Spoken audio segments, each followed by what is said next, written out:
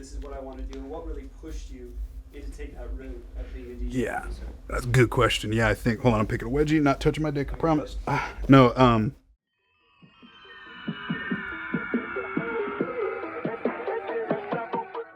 my name's Getter, or Tanner, or Tara Reed, or Bryce.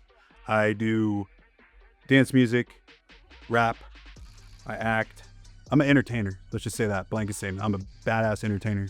When I was in middle school and just getting into high school, I was really into punk and like ska. And then I switched high schools and ended up getting into death metal with my new friends.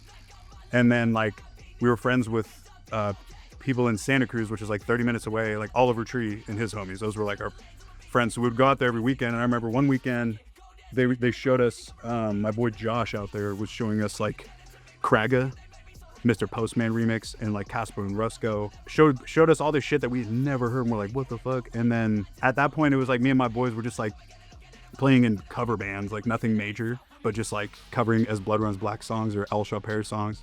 And there was a good corner of it, like the UK tear out shit back in the day, like Circus Records, Genetics, Persist, all these guys was like the closest thing I heard to like metal at the time. I remember going to my first show at the Catalyst in Santa Cruz and hearing it live for the first time completely. I'm like, okay, this is live music. This is not headphone music. Me and my boy Daniel he had a laptop. I didn't have one yet. So he had all these programs we were fucking with.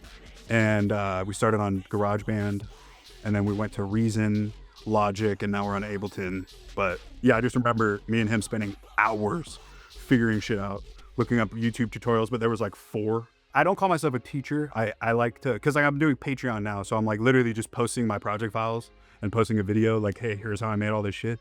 Because I never went to school for it. I took a couple classes, but I don't know like technical terms or like numbers or ratios and shit, but my shit sounds fire.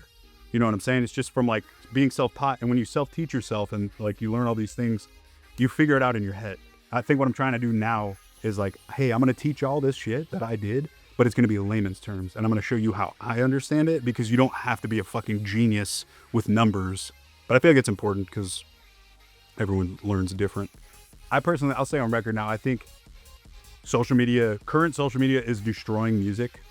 No matter what, you need something. Sometimes music isn't everything you need. You could be the best artist ever, and put out the best song ever, but if it's not interesting, no one's going to give a fuck.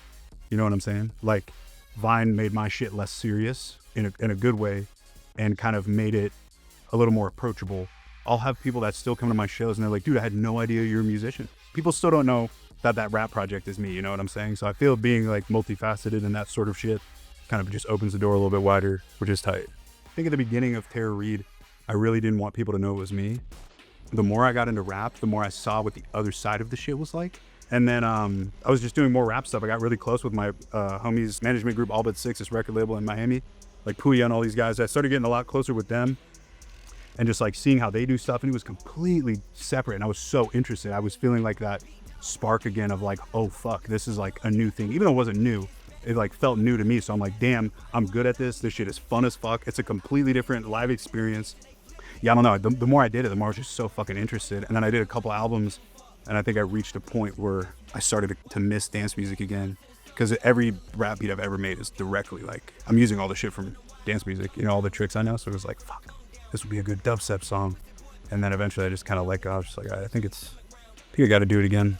The first thing I wanted to do as with my big return is squash my beefs. And I've done that.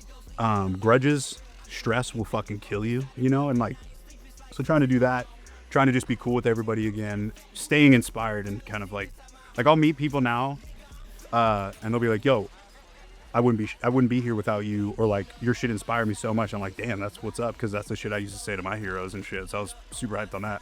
Shout out Relentless Beats. About to go and rip it up at Gold Rush. It's dirty, it's filthy, it's gonna be fun. Excited.